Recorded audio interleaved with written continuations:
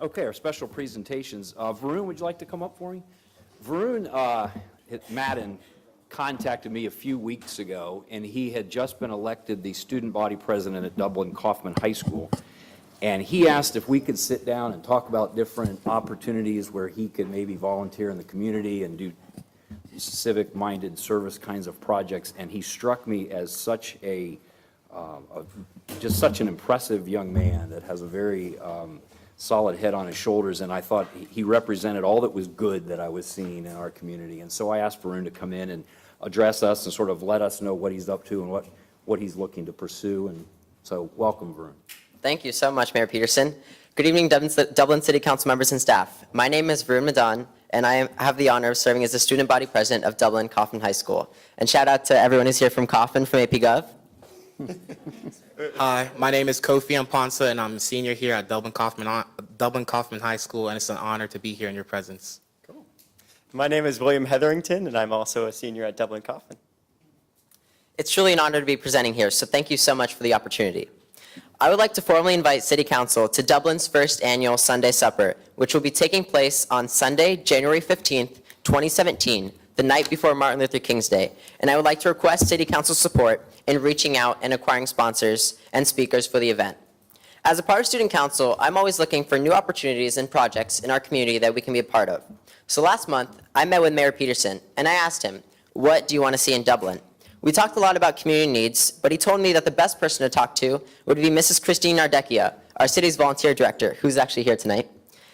After meeting with Mrs. Nardecchia, I've come to two conclusions. First, Mrs. Nardecchia is one of the most dedicated and hardworking people I've ever met, and I don't think she will ever run out of ideas for our community, so Dublin's in good hands. Not to mention, she has a really hard last name to pronounce.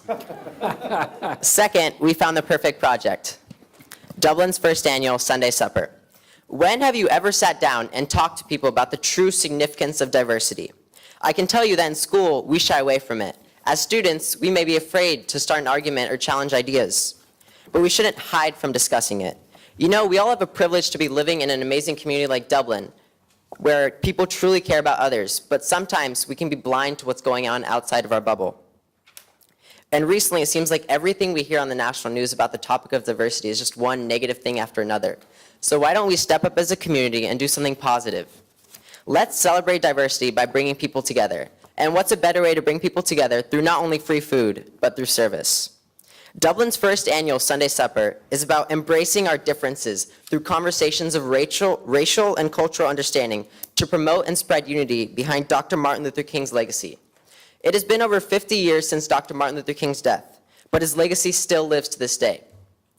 We have a Monday off of school for Martin Luther King's Day, and we have a ceremony at a local church, but I think we can do more. The goal of Sunday Supper is to inspire and empower our youth. I not only want to spark the conversation of diversity in other communities, I want to spark action. The thing about service and volunteering is that it has no boundaries. No one cares about your age, race, gender, or socioeconomic status when you're volunteering. And that's the idea behind Sunday Supper. We want to unite people. This is not just a Dublin Kaufman event. We are planning to invite student leaders, parents, teachers, and administration from Kaufman, Jerome, Scioto, and even inner city schools to discuss the differences between communities. We are also planning to acquire keynote speakers for the event who can talk about their life experiences and how we can all make a difference. We will also have performances from talented groups such as Kaufman's Rock Squad, choir, and orchestra. After the main ceremony, everyone will head from the Performing Arts Center to the cafeteria, where there will be food and service activities. There will be round tables with assigned seats where we put students and administration at the same table so they can discuss what they learned and how they can spark change in their own school. If you think about it, students don't get many opportunities to have a genuine conversation with the administration members at their school, so this will be a perfect chance to discuss their ideas. On the other side of the cafeteria, everyone will have the opportunity to participate in service activities, such as assembling toiletry kits or writing letters to soldiers. After the event, we want the students who came from a different community to go back to their school, to go back to their community, and host their own Sunday Supper or start a similar project to unite people. Sunday Supper is all about celebrating and embracing our differences. Let's not hide from diversity. Let's celebrate it. I cannot take this project's credit all for myself, though. Mrs. Nardecchia has played a huge role in helping facilitate this project, and I've been working with two amazing student leaders at my school who are here by my side, William Hetherington and Kofi Amponsa. William Hetherington is the president of Kaufman's Interact Club, and Kofi Amponsa is the president of Kaufman's Black Brothers United. These two students are the type of people who genuinely do work for others, and they don't expect any recognition for their work, and I want to thank them for all of their help. This project will be organized with a collaborative effort through many organizations in our school, and Mrs. Nardecchia will be advising us along the way.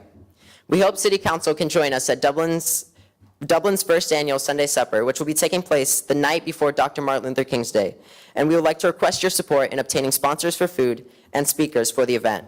And I know I said the word diversity in my presentation at least 100 times, and you may be thinking, well, what does this kid even mean by talking about diversity? Well, you'll have to come to Dublin's first annual Sunday Supper to find out. Thank you. Thank you. I knew when we were going to put the spotlight on you, you would not let us down. So I'm very proud of you, and I'm proud of you guys for coming in with them, and just a wonderful example of what's good about our community. Council, have any questions? What's the start time for this particular event? Have you guys set a start time yet? Yes, so far, we're planning on having guests arrive around 5:30, and from 5:30 to 6 o'clock, we're planning on having the guests relax in the cafeteria and enjoy light refreshments and mingle amongst each other. And from about 6 o'clock to 8 o'clock, we're planning to have our keynote speakers, performers, and every performer. And then from 8:15, from 8 o'clock to 8:15, we're having everybody move from our Kaufman PAC back into the cafeteria. And from 8:15 to about 10 o'clock, that's when we'll have all our guests sit down at a nice round table and discuss what they learned and how they were inspired from what our guest speakers were talking about at the event. Thank you. Christine, is there going to be something on our website? I mean, where would someone go to get this information if they're not watching this Well, now? one of the things that we want to do is we want to invite all the leaders personally, and one of the ways that we wanted you guys to help out was getting contacts of a lot of like high-ranking people in our community as well. So if we can invite them personally through a letter, that would be very nice. And then also, I mean, we really want to get them to come, because if we can inspire them, then we can inspire the entire community. So what's the best way for us to reach out to you to get you any information about potential folks that you want to talk to? Is that through Christine? Probably, yeah. That would probably be the best bet, if like email addresses, addresses, or something like that. Or even would be awesome. potentially food donations, Yeah, things of that that'd be awesome. nature? Cool. Okay. That'd be really good. Great. Varun, it is just, I'm so inspired, and I just want to let you know that whatever space you decide to occupy in the future, all three of you really, it's going to be better because you were there. And I remember when we first met, we were knocking doors, and the energy you brought to that, and the people and the fun, it was fantastic. And thank you for having me 2 weeks ago to speak to your city council, or to your student council, and sign me up, whatever you need. Yeah, thank you so much. I really appreciate your speaking at our event as well. Thank you. Greg, it looks to me like somebody might be looking for your job. I think he is. I think he can get it. You know what, Varun, tell everybody about when we sat down and we started talking, and I said, tell me about yourself. And he told me, and I was just completely ignorant to this program. It's called Blessings in Backpacks. Tell us what Blessings in Backpacks, you're not even going to believe the story. Go ahead. Yeah, so I didn't start this program, but I started taking a part of it in my freshman year. So I joined my school's Key Club, if you guys are familiar with that. It's a nationwide service organization that does work for others.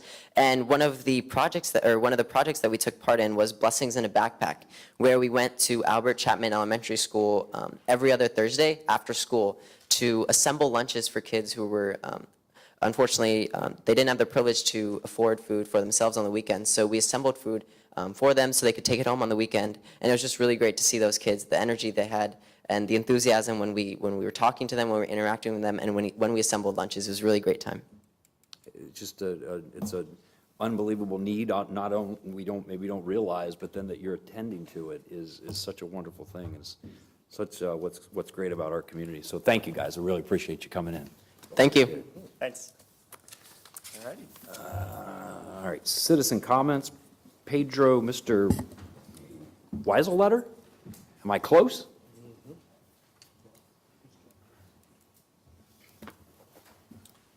Thank you, Mayor, council members. The main reason Could you why... just get your name and address? Oh, I please, am for the so record? sorry. So Okay. Pedro Weisleather, 7934 Caraway Avenue, 43016. So the main, I guess, we can start with a question, and that is whether the citizens of Dublin can store their trash cans outside of their house on the side of their house. Is that something that is within the rules? Well, actually, trash containers should be stored inside in the garage or otherwise screened in accordance with our zoning requirements. All right.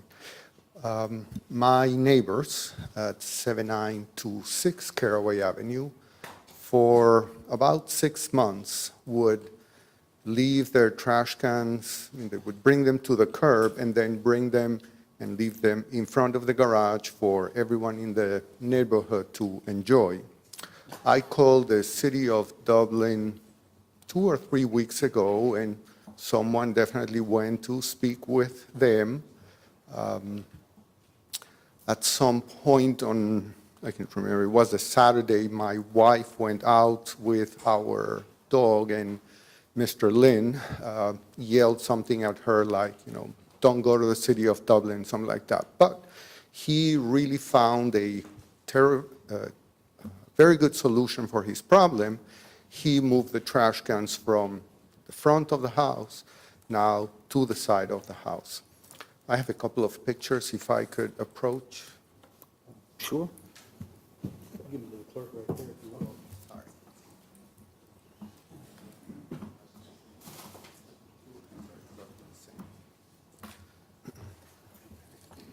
So obviously, those pictures were taken on 2 different days, and it shows what I'm talking about.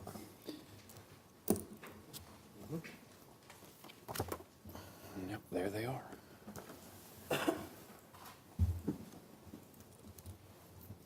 Dana? Well, I would guess my suggestion is to let me follow up, and I'll ask Megan, would you get this gentleman's information? Let me follow up with our code enforcement officer and see what the status of that is. It could be that they did respond in the sense that they notified the resident, but then there's time allotted for them to respond, so we could still be in that phase, but let me double check that. These should be screened in accordance with our code, so we'll follow up on that. You keep in touch with us and make sure that we'll get it resolved.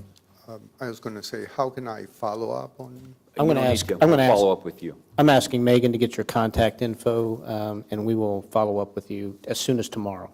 Okay, thank you very much. Thank you for coming in. We'll take care of it. Dana, if I could ask, this isn't, certainly the citizens brought it to our attention, but this is a problem throughout the community, and I would ask that code enforcement, take a look and enforce, not just on a complaint-only basis.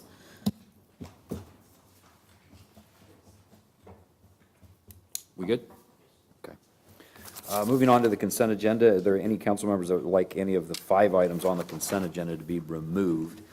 I believe, as a preliminary matter, John may have. No, I'd like to abstain on the consent agenda, please.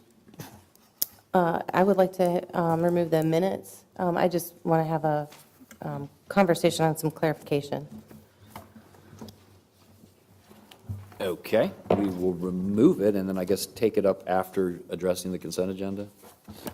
Okay, then I make a motion that we approve the remaining 4 items on the consent agenda. Is there a second? Second. Ann? Ms. Saleh? Yes. Mr. Lucklider? Yes. Mr. Keenan? Yes. Ms. Aludo? Yes. Mayor Peterson? Yes. Ms. Ambrose Grooms? Yes. And Mr. Reiner being Abstain. abstained. Okay, now going back to you mean the meeting minutes from the city council meeting, September 12th? Yes. Okay. Go. All right, so generally speaking, I think that the importance of a CIP is paramount to the city. In having my own experience in working with CIPs, it's a plan that's a critical policy document for any public entity. So I wanted to talk just with you, Chris, about, I wanted to get just a little extra clarification on why you voted no, considering that for each of the projects that are on the CIP, particularly any that incur debt, because I know debt was sort of the conversation that we had that was concerning you. You'll have an opportunity to vote on those pieces particularly as the debt pieces come out. So I just wanted to hear a little bit from you about some just additional clarification so I can understand your thought process a little bit better. because I feel like I don't have a good grasp on what it is you're looking for. And I tried to get there, but I think I wasn't successful with myself in getting me to a place of understanding with you. So in the spirit of helping things go right and helping things move forward, I just wanted to get that clarification from you, if you don't mind talking through it. I'm certainly happy to. I appreciate it. I guess maybe, I read through the meeting minutes, and I think that Ann did an exceptional job of capturing everyone's thoughts, mine included. And help me if I'm not touching base on whatever specific it is that you're looking for, because I don't know that I know entirely, but my reservation was largely concerned with the issuance of debt and the speed at which we were issuing debt, the amount of debt we were issuing, and the size of the area relative to the amount of debt. So, I had concerns that we were going to issue in the neighborhood of $250 million in bonds. That. I thought your comments were well articulated, both that evening and in the minutes as well. I'm not really sure what you're looking for, Chris. This is really the time when we should approve the minutes. Maybe we could get into it at roundtable. That would be my suggestion anyway. This is really kind of out of order. Well, I guess I'm seeking some clarification on the vote itself, which is a part of the minutes, and her conversation around the minutes. If you'd prefer to wait till roundtable, I'm happy to do so.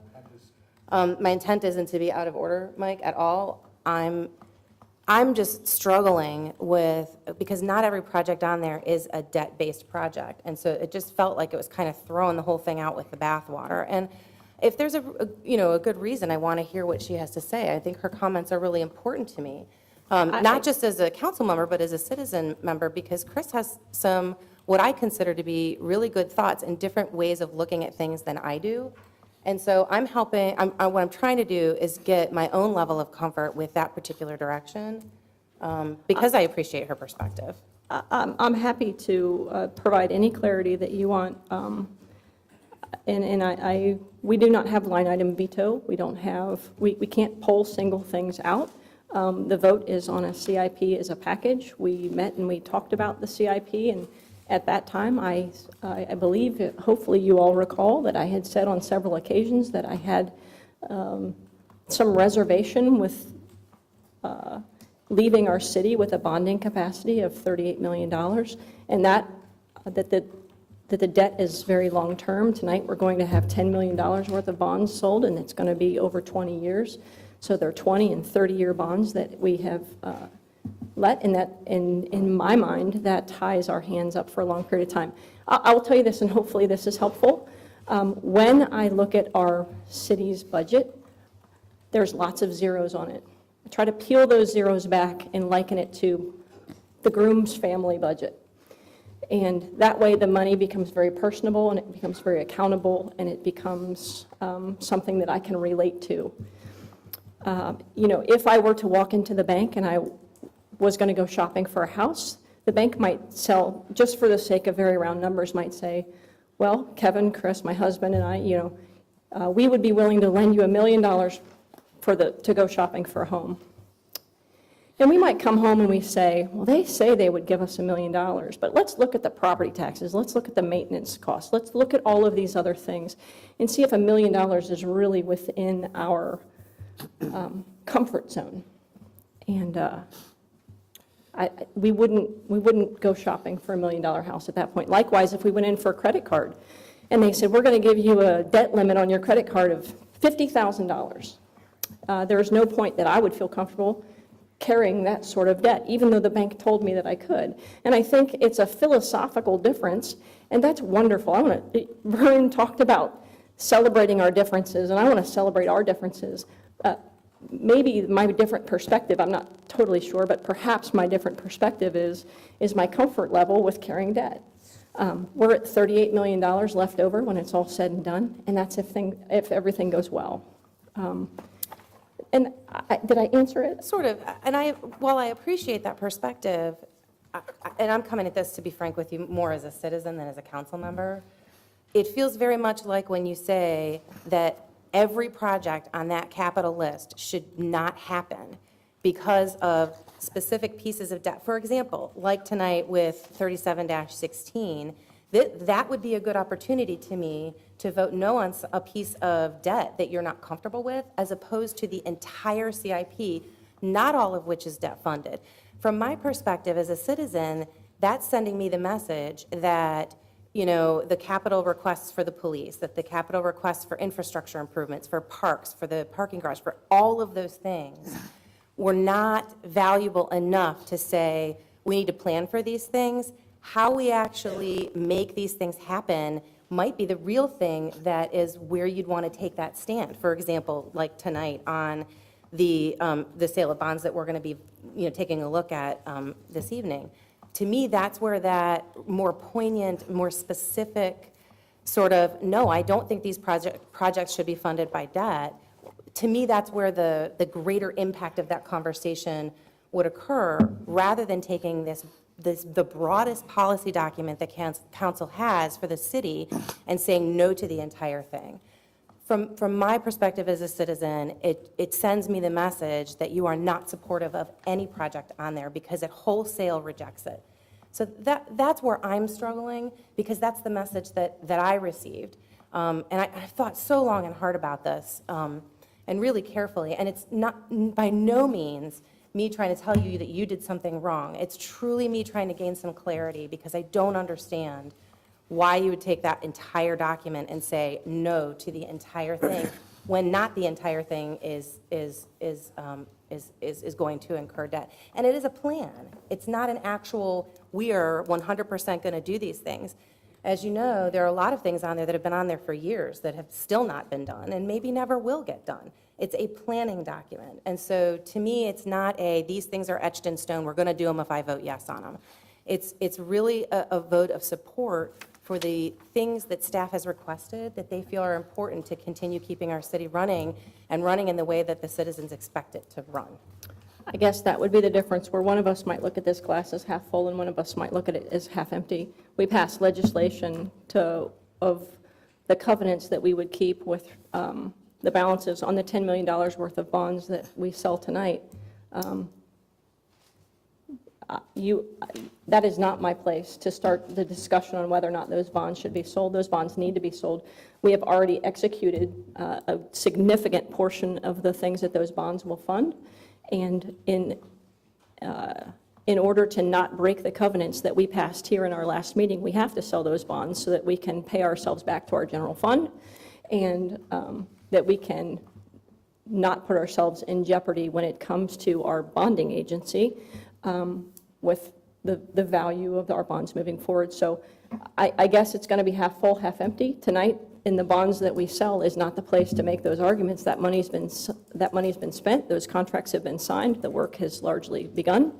And it is about our integrity. Are we going to pay our bills? And are we going to live true to our covenants? So I guess I'm perfectly happy to leave it at that. And I thank you for asking that question, giving me the opportunity. And I think I've said all along that different perspectives and different views are what democracy is all about. I appreciate the candor, and I appreciate the honesty and the integrity and the intention at which the questions are asked. At the end of the day, I think it's an agree to disagree kind of.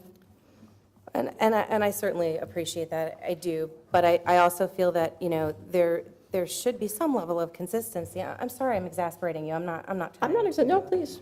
You know, but to say you're going to vote for bonds, but you think we have too much, I'm just really struggling with it. And again, you're right. It is an agree to disagree kind of thing. I don't feel that it is appropriate to wholesale throw out the entire CIP and say none of these projects are worthwhile doing, because there's a conceptual struggle with the amount of debt. And I understand your analogy to it. I totally get that. And what's good for you is it didn't get thrown out. I lost 6-1, so it really is of no consequence at the end of the day. But I think it is a consequence, because it does send a message. Thank you. Anybody else want to? Well, I just, am I allowed to comment on this? I guess. Yeah. Every 20 years, and I've been here a long time, but every 20 years, you have to fix up your home and fix up your property, and you have to maintain it. And our infrastructure, as we all know, and those bonds contain the 161, 270 fixer-upper. It contains the new traffic circle. And you have to, if I look back in time, I think, we were the first city to build a rec center so our citizens could be healthy and they could have a place to go, and no other city had anything like that.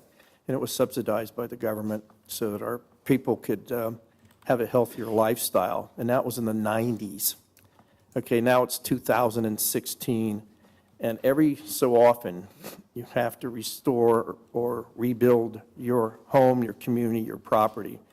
And so I don't have any problem with how that, the different bond issues, and they were all important, the library and all the other issues on there. And, personally, it's easy always to take a government and say, well, I'm not voting for the money. And that's, to me, sort of the easy way out.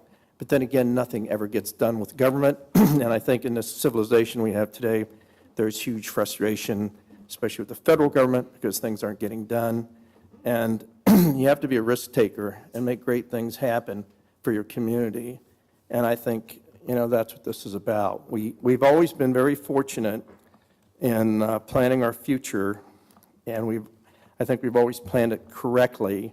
And we do have the luxury of having this kind of money to advance our civilization, advance our city. And I think it's important that we do this again. It's time to make those changes so that we again will be, and always will be, the premier community in Central Ohio, and we really are. So, and every level that you can imagine, and just the awards and things that this community wins, the quality of life for its citizens, the green space, the bicycle trails, and everything else, the high educational standards, the fact that our schools are well-funded and produce really good graduates and that do great things for our country. So I had no problem with it at all. I just want to state that. Thank you.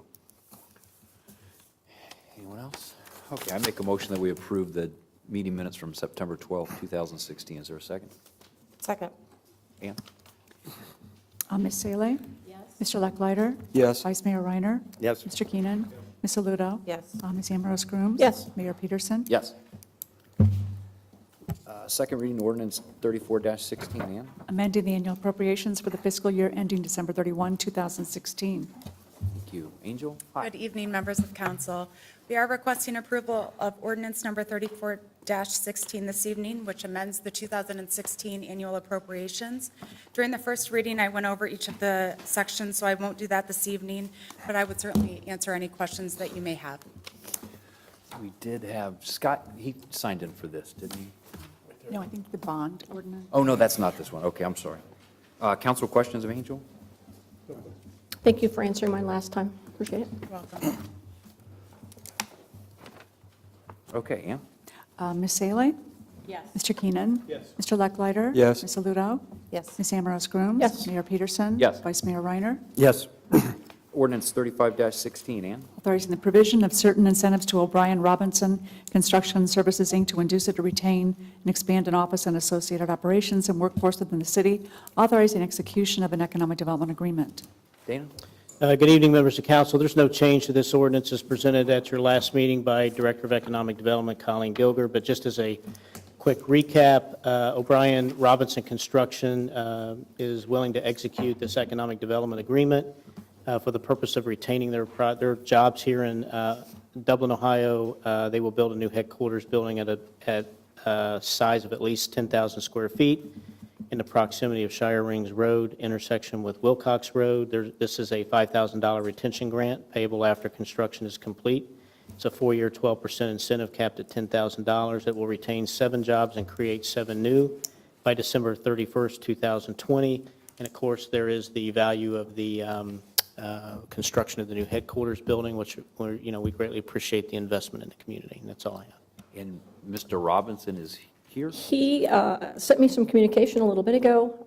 He was unable to attend this evening. He asked me to pass along that he was very thankful for all the hard work on the economic development team, and that we're looking forward to, he's working hard to keep things afloat over there and make sure that he meets all the terms of this, and they're off to great things, and he shared that he was really excited about this new opportunity. They had leased space in the city for so long, and we're really looking forward to making it a permanent home. Great, thank you. Congratulations to them. Ann? Mr. Keenan? Yes. Ms. Aludo? Yes. Mayor Peterson? Yes. Ms. Ambrose Grooms? Yes. Vice Mayor Reiner? Yes. Ms. Salee? Yes. Mr. Lechleider? Yes. First readings, ordinance 37-16. Ann? Providing for the issuance and sale of bonds in the maximum principal amount of $10 million for the purpose of paying the costs of improving the city's vehicular transportation system within and serving the Bridge Street District. I'll introduce it. Angel? Thank you. As outlined in the staff memo, the 2016 through 2020 capital improvements program that was adopted in September of 2015 projected $26.2 million in debt to be issued here in 2016. Those projects included John Shields Parkway Phase 2, Tuller Flats Street Network in accordance with our development agreement with Casto, the sewer lining and repair program, construction and renovation of the service center, and the street network supporting the Columbus Metropolitan Library's Dublin branch. But as also outlined in the memo and articulated during our recent debt discussions, the CIP, along with the anticipated debt schedules, are fluid and are adjusted based on project timing and other circumstances. After review of our capital projects and schedules, staff, along with our financial advisors, have determined that it's in the best financial interest of the city to move forward with this bond issue that is limited to a maximum of $10 million here in 2016. The bond proceeds will specifically be used for the construction costs associated with the John Shields Parkway Phase 2. The costs to date are approximately $8.1 million and were authorized by previously adopted legislation. The remainder will be used for the roadway improvements that were advanced as part of the Bridge Park West development, specifically the improvements to North High Street and the North Riverview extension, again, which we discussed earlier when the annual appropriations were amended. By limiting our issuance to $10 million this year, it will necessitate the general fund continuing to float the cost of some of the improvements that have been underway, such as the service center expansion, because that contract was previously awarded in May. Additionally, the sewer lining and repair contract will be brought forward this fall to council, and we will be using existing fund balance to float the cost of that. But the overall goal is to wrap those projects in with a larger bond issue next year. However, in working with our municipal advisor, Jim Hargrove with H.J. Umbaugh, who is in the front row, middle, the benefit to limiting our issue to $10 million is that it allows the city to issue bonds that are deemed bank qualified.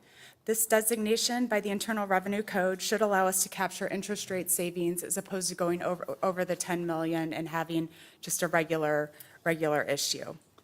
Jim has joined us this evening along with Chris Franzman with Squire Patton Boggs, who acts as the city's bond counsel, and Brian Cooper, who is also with Umbaugh. We will be preparing for a rating call with Moody's and Fitch in mid-October, with pricing occurring in mid-November and the bonds closing at the end of November. And with that, I will answer any questions that you may have. Council have questions? I just had a couple quick ones, kind of a piggyback on the conversation that just happened, but largely these are contracts that have already been executed. That is correct. And so the issuance of these bonds is really necessitated, A, to pay the bills that we already committed to pay, and B, to live up to the policy that we set at our last meeting to have our reserves in keeping with those policies. Well, when city council authorizes a contract to be executed, there's a fiscal officer certificate that I sign that says the funds are in the process of being collected, or in essence, I'm looking to make sure that those funds are encumbered, because the minute we make that commitment, those funds need to be earmarked for nothing else other than that. So we advanced those funds from the general fund with the expectation that it would get repaid back. So we have met our commitments to the contractor.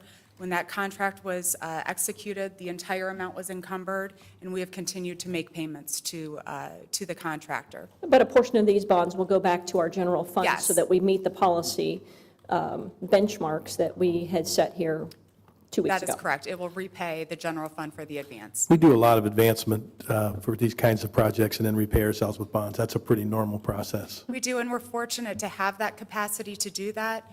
It also, in this particular case, John Shields Parkway Phase 2 is a project that street network will ultimately get funded through the Toller Flats TIF that's already been established. So that debt service will match up with the service payments received and will pay that. A lot of entities have to collect those service payments, then make improvements. We can get a jump on things here, fortunately. So at the time that a project is contemplated and mapped out, it's known at the beginning of that project, however, that debt issuance is anticipated, right? Yes, we try to articulate that in the staff memos.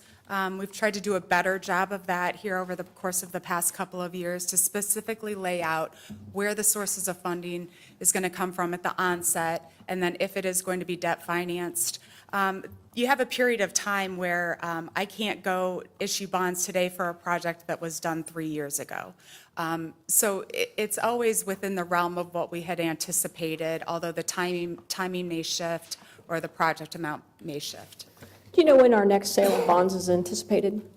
I do not know. We haven't started laying out that time frame yet, but to your point earlier, there's a significant amount anticipated for 2017, and there are limited resources in the general fund that we will not be able to advance the cost of all of those projects. So this might be one where I start to work on it earlier as opposed to reimburse ourselves just because of the nature of the projects that we would be financing. Thank you. Thank you. Scott Herring? Welcome. Good evening. My name is Scott Herring. I live at 3280 Lilymar Court. And I want to say thank you to an alert neighbor who said, "Hey, Scott, what's this $10 million on the agenda?" And in this soundbite world, I got as far as to look at the agenda online and just saw $10 million.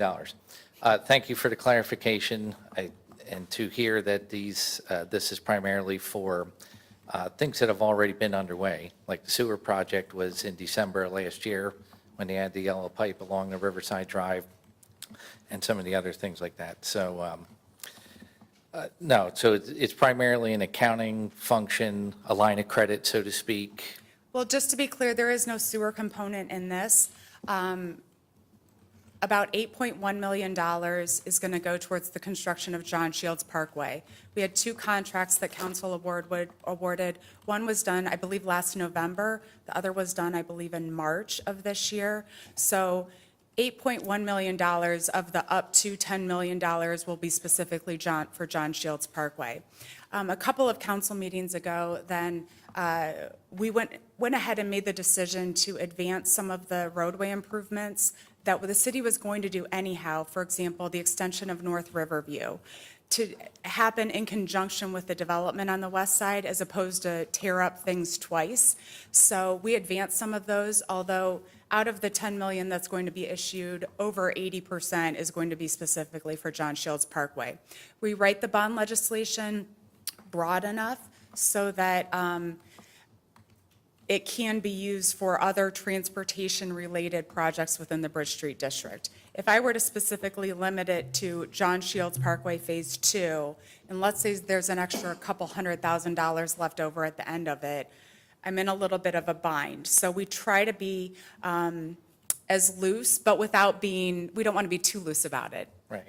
Angela, perhaps the sewer system he's talking about is that listed McEwen Court and Right. some of the Deer Run sewer upsizing, maybe. Right. We were planning on funding that this year through the issuance of bonds, but because of the project timing, which isn't going to come to council till in the upcoming weeks, and because we wanted to stay under that $10 million limitation, we will advance fund that when the contract is awarded, and then we'll again reimburse ourselves, but we'll incorporate that with next year's bond issue.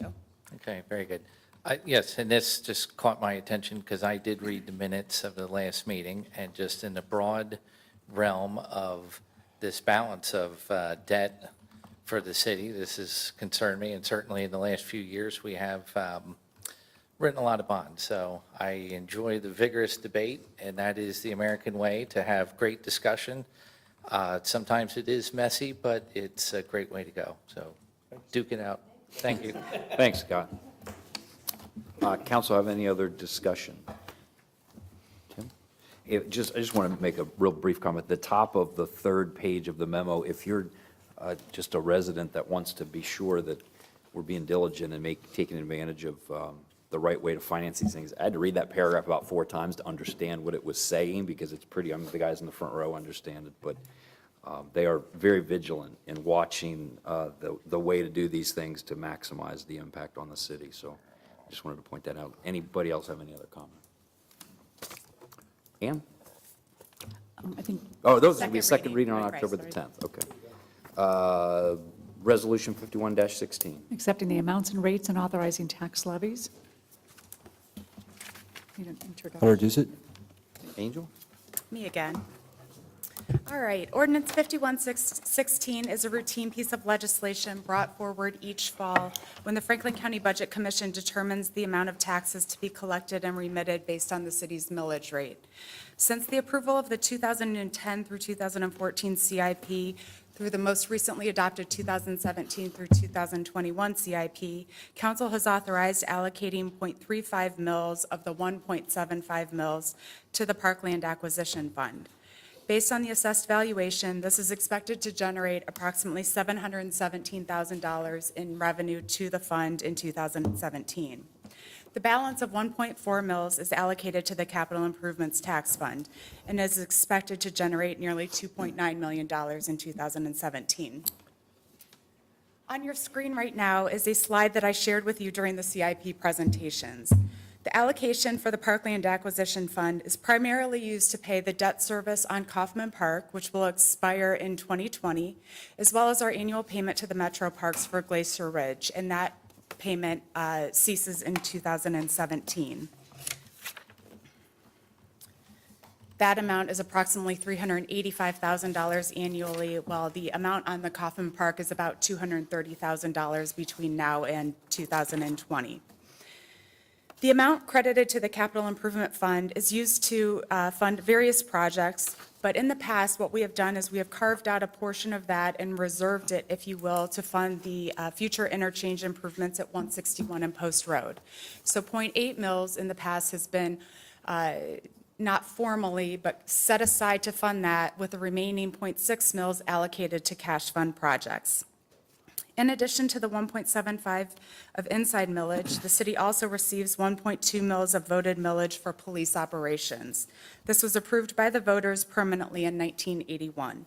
It generates nearly $500,000 in annual revenue for the safety fund, and based on the effective rate, it costs a residential property owner approximately $6.87 per $100,000 in valuation.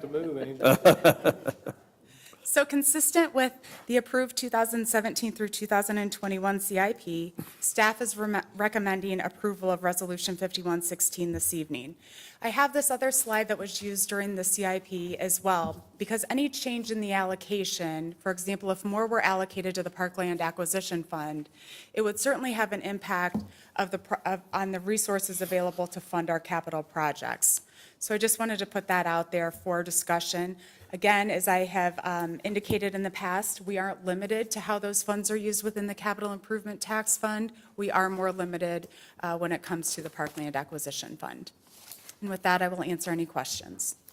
Council questions?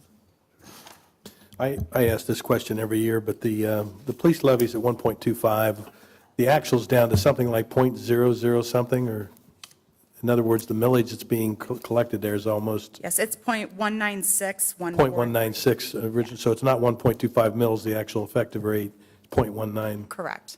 Correct, and that will continue to go down as we continue to grow. Yes. Okay. Anybody else? Ann? Ms. Ambrose Crooms? Yes. Mayor Peterson? Yes. Ms. Aludo? Yes. Mr. Lucklider? Yes. Ms. Salee? Yes. Vice Mayor Reiner? Yes. And Mr. Keenan? Yes. Staff comments. Dana? Good evening again, members of council. Only a couple items tonight. Just want to remind you that in your, for information only packet, there was reference to the upcoming Fall Neighborhood Leadership Meeting on October 19th. Just want to call that out for your attention. There are two items that you would find at your seat tonight. One which looks like this. It's an invitation to a discussion on drug and alcohol.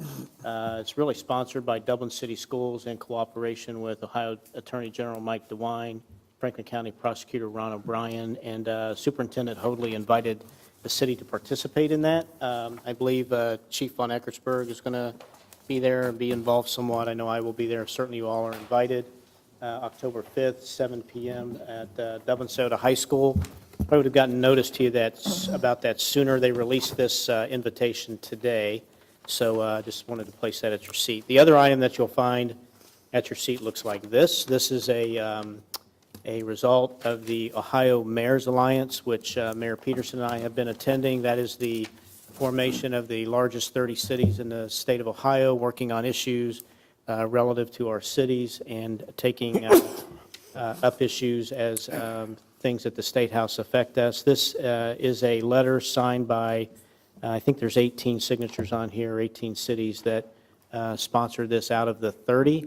It was a quick turnaround in response to some action that is being considered at the State House relative to income tax collections and the like. And so we went ahead and Mayor Peterson signed this and threw Dublin into the mix in supporting this effort.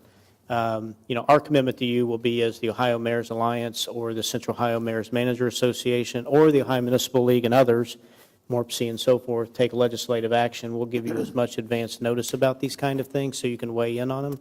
This was a situation where it was very quickly turned around at the last minute, so you will see some of these happen on occasion. But I think generally, we'll be looking out, as we always do, for things that are happening at the State House that may affect us and try to run out ahead of those. So this is an example. I think the other thing is this is a great example of the Mayor's Alliance coming together and really taking on some issues. So, and that's, other than any questions you may have of me, that's all I have this evening.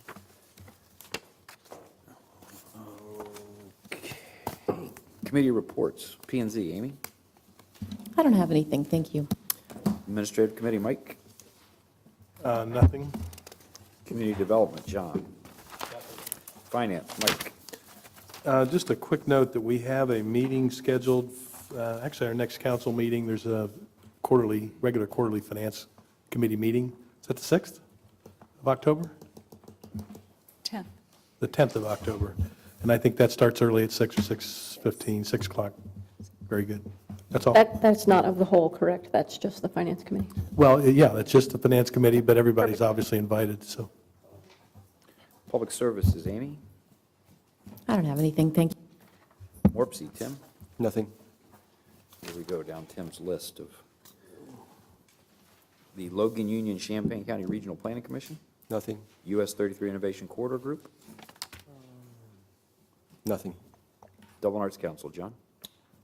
Just a reminder again that the Bread Festival's coming up, and that was going to be the 15th of October, and OSU will be away at Wisconsin that evening, so it's a good time to get out and support the community. It's going to be downtown. It's going to be really exciting. Could also be called the Carb Festival, so looking forward to it. There's a lot of effort going into this, so it's going to be a neat downtown activity, so I hope all of you make it. Thank you. Thank you, John. Dublin Board of Education, Chris and Christina? We have not met since our last meeting. We will be looking forward to our next meeting and give a report. And Washington Township Trustee, that's me. I don't know if Chuck was still here. Chuck Krenstruber was with us earlier this evening. Welcome to Chuck. I don't have anything other than saying hello to him. Dublin Friendship Association, Christina?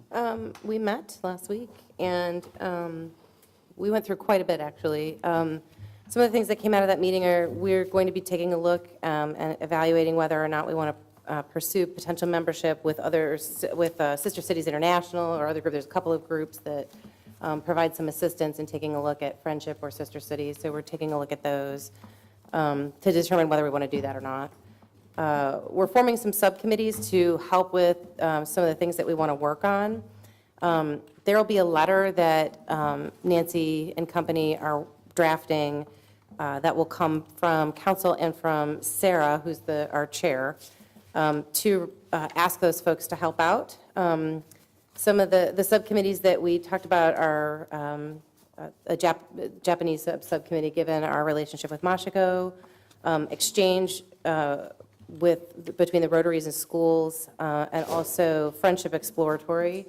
As we've expressed, each member of the committee expressed a strong desire to reach out in particular to a potential city in Ireland to begin to explore the possibility of a friendship relationship there. We also talked about potential funding sources for friendship exchanges. Specifically, we're talking about the bed tax and some other possibilities. We will be drafting a strategic plan for this group. And we also gave some updates on upcoming interaction opportunities with Mashiko, so that we can begin to take a look at that relationship, which was a relationship that really came about very organically. So sort of the point of this group is to, I think, with a more disciplined approach, take a look at future opportunities. We also listed out some potential countries that we might want to take a look at, just given the broad demographics here in Dublin as well. So a big thank you to Nancy for pulling all of that stuff together and for working with us, and certainly to Sarah for chairing it. We've really sort of assigned ourselves quite a bit of work, but I think it's going to be a lot of fun, and I'm really excited over the coming months to be able to bring some additional information to the rest of council for your thoughts and feedback as well.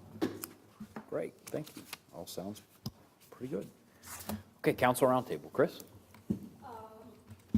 Sorry. In our packet was the meeting schedule for 2017, and it asked for a vote either this meeting or the next. Hoping for next meeting. Hoping for next meeting. Like I said, I'll go ahead and put that right over there. Saw some activity with the parking day on the 16th, and they're in Old Dublin, and that certainly, hopefully, perked people's interest. I don't know that it, is going to do a whole lot on the small scale, but maybe raise some interest, and hopefully something we could do more completely in subsequent years. Thank you for excusing me on our workshop for the 19th to attend the events for the passing of my aunt. Appreciate all of your condolences. On the 20th was the Taste of Dublin. Was a very nice event. Saw many of you there, and want to congratulate the Chamber on putting together another great event. On the 23rd, I met with Keyborn Grady with the Dublin City Schools alumni portion, and they're looking to build an alumni database. Suberness attended as well. They have some great ideas of building alumni awareness, and I think it would be great assistance to the city too, because they're going to try to engage people from the community that have either lived here as young people or perhaps remained here after graduation to tell their story about their time in the city of Dublin and what that has meant to them. So I think maybe we'll be partnering with some of our audio-video folks and putting some of those things together as well. That's all I have. Thank you. Christina? Thank you. I went to Dana's last talk in the park at Muirfield Village. I felt compelled as it was in my backyard. Thanks to Bob Fathman for helping to put it together and bring water and stuff. Mary Lee and Kathy Boring were there. It was nice to see them. Overall, I thought the conversation was really good. Certainly a lot of questions regarding the roundabout, as that's a pretty current event of late. But I thought you did a really nice job, Dana. It seemed to me that having conversations after it was over, people were very positive about it, and I think got a lot out of it. So I thought it was really great. So the chili cook-off was yummy. I hope that Tim will kind of announce who won, both the People's Choice and the judging, as our esteemed judge. That was great. And that was it. That's all I have. Thank you. Mike?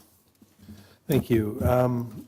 I did want to follow up on really another admin committee item, and that's the calendar that Chris, so we do need to look at that. Generally, the dates for the meetings are pretty set. We don't usually change those a whole lot other than the national championship game, which I'm sure we're all interested in. So we'll take a look at that. Be ready to We'll discuss. thank you later, right? When we don't have to have Yeah. a meeting, we'll watch our beloved Buckeyes. Be ready to discuss that on the 10th. Also, give some thought to goal setting, because we've been trying to do this earlier than we had done in the past. I think the last 2 years we have. Try and get it done in the first quarter. The earlier the better, before we get into warm weather. And also think about, we generally try and get a time for the reviews for both Dana and Ann to at least have a discussion at admin committee about that process and where that's headed. So with that, I did also have one other item. I got this in the mail. This is our healthy recreation services and program activities, and if you haven't looked at it, it's truly amazing. Every time I go through it, I'm just, Matthew, hats off to you as our Director of Parks and Rec. Just skimming through, there's junior brain training, holiday ooey gooey, Abbey Theater opportunities, piano lessons, knitting, beginning Japanese, line dancing, and my favorite, senior group fitness. So, and it just goes on and on. It's astounding what the programming that we put on, and I would invite I think every resident probably got a copy of this. Take a look at it, because young, old, and everything in between, there's programming for. So thank you for that, Matt. Thanks, Mike. Amy? I always wish I had time. I look at that and it's like Monday night, dang. Thursday night, oh, dang. I only have one thing, and I'm going to get on my soapbox, as I do pretty much every year, and talk about mosquito spraying and how much I disagree with our practice of employing Franklin County to spray for adult mosquitoes. If you read up on the process, it's really not an effective way to kill mosquitoes. It's in fact one of the least effective ways to kill mosquitoes. West Nile virus, which we're trying to eradicate, is not really an extremely serious illness, and those who are most susceptible to it being a serious illness are probably not outdoors very much anyway. And if you are outdoors and you're interested in protecting yourself from mosquito bites, you're probably not relying on your municipality to spray. And my concern is we're causing other effects, downstream effects with other, we know that we're killing bees, we're killing other pollinators, we're causing problems with our bird populations. They eat these mosquitoes that have been sprayed, or they eat other insects that have been sprayed, causes illness in them, creates mosquitoes like superbugs, like antibiotic resistance kind of things. It creates mosquitoes that are resistant, so you have to use more different types of insecticide. And back in 1993, I was a young parent. I think I was pregnant with our second child, and we moved to Dublin, and there's this truck spraying every week in our house. And I called up the city, and I said, "What are you doing? You're trying to kill my children." Anyway, I was passionate about it back then, and community members can, I guess, opt out. You can write to the county and opt out of your area being sprayed, and I don't know if that's a streetwide thing or what, but I did find that out in looking into it. I would just like us to cease that activity. It's not effective. There's very few, like 10% of the mosquitoes that are alive at any given time, the population might be knocked down for about a day or two, and then you've got to spray again. And typically, the area is sprayed, and then a couple of weeks later, it needs to be sprayed again because the mosquito population bounces back in response to being sprayed.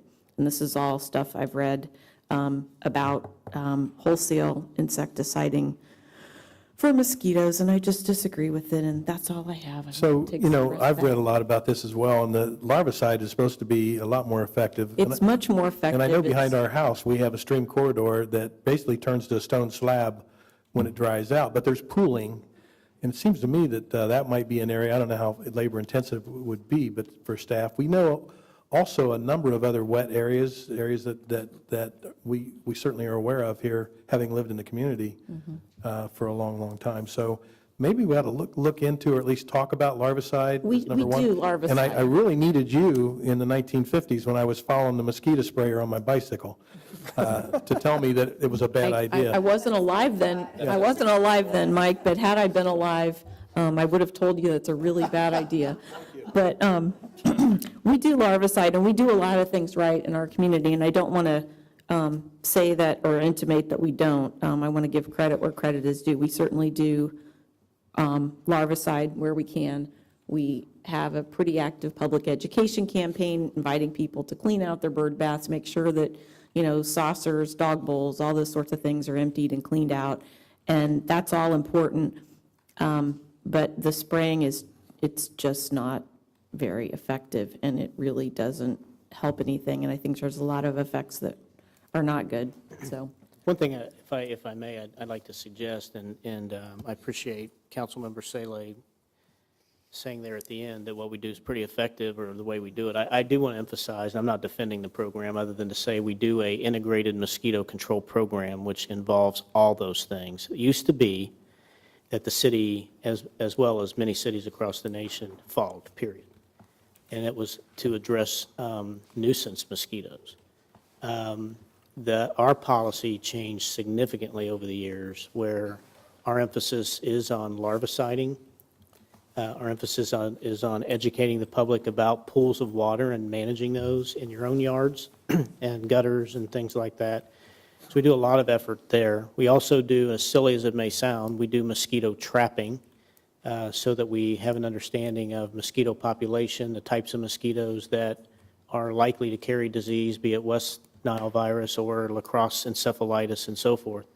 From there, fogging is a last resort, and I want to emphasize that. It's a last resort. We no longer fog for nuisance, although if we have a place where we know large crowds will gather and we're having a mosquito issue, and we're on that time of year where encephalitis starts to appear, we may pre-fog, to knock that population back for a period of time. So I just want to emphasize we're doing all those things. Those are the health department and the best practices nationwide that we do. I would suggest that if you really want to revisit fogging, and whether it's something you want to not do anymore, maybe that's a good use of your Community Service Advisory Commission to do that research.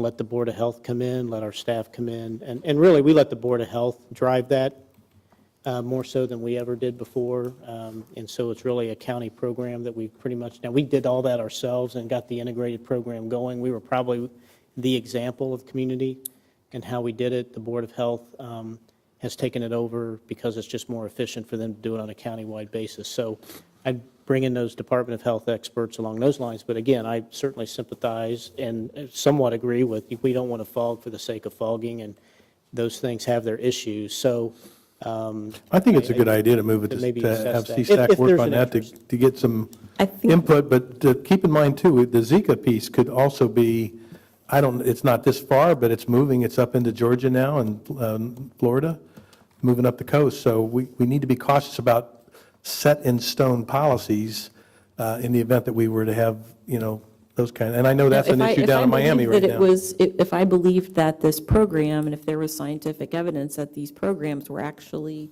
Yeah, I reducing understand. human illness, something. Well, let's get some education as- from CSAC. Yeah, and I Let's think do that the research on important Board of thing, Health. you bring in the county boards of, obviously, we know where they land, that's their business, they're spraying for mosquitoes.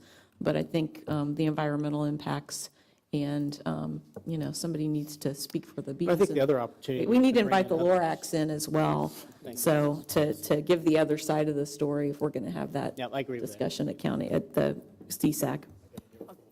I didn't mean to create a huge firestorm. I just wanted to get that out there.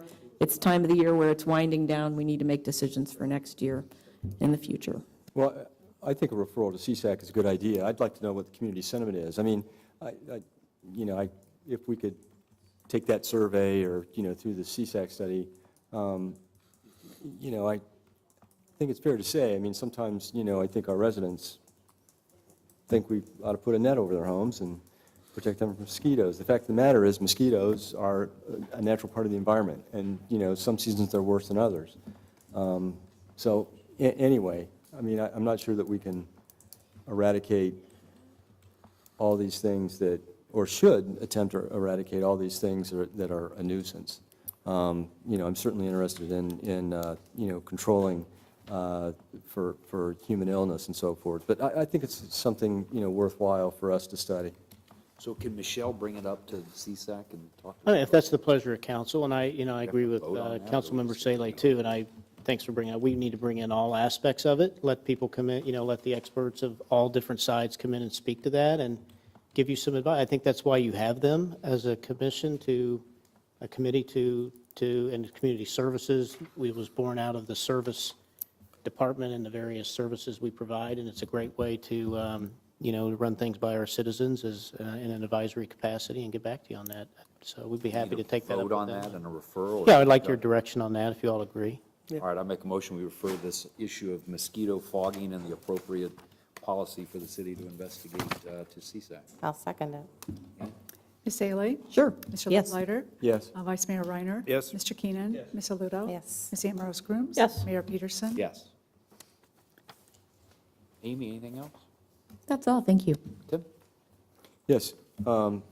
As Ms. Ludo pointed out, the Historic Dublin Business Association had their annual chili cook-off this last weekend.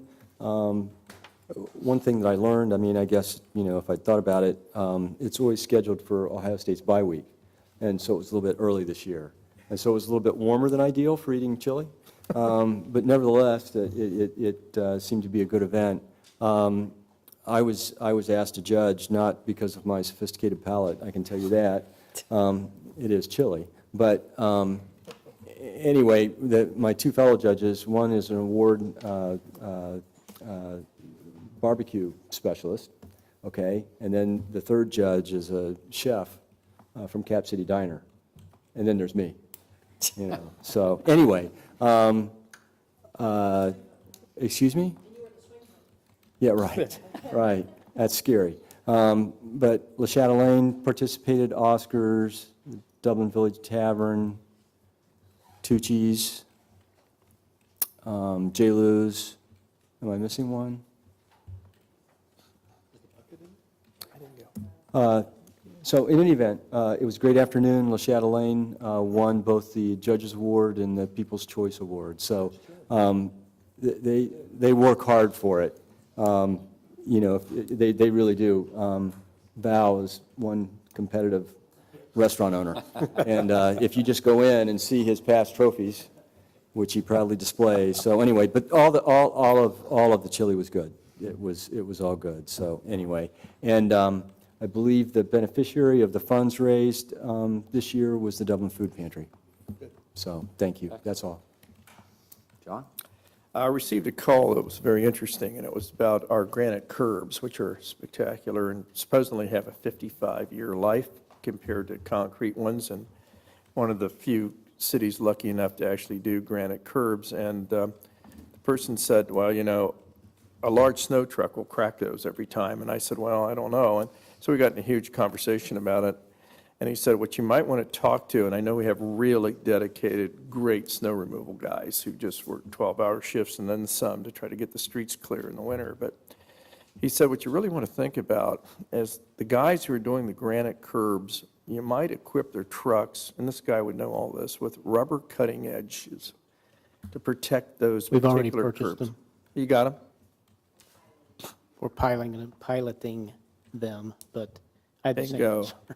So we want to preserve that investment, and I'd probably cry if I saw those curbs cracked. Yeah. I mean, the little guys who run around with little trucks, the pickups, aren't going to crack them. But it's those big trucks that we got out that are loaded down with salt. We'll bust them up. Thank you. That's it. John, just a point of clarification, John. You are right that not many communities would have these type curbs. But as I pointed out when we were discussing this long ago, they're in the Arena District, and they're around the riverfront, around Civic Center Drive, and so forth. And so, we're not the only ones doing it, and others have seen the value and the longevity provided by this kind of material. So. Okay, I will just like to wish my fellow council member Keenan a happy birthday tomorrow. T minus 4 hours. T minus 4 hours. Okay, and with that, we are adjourned.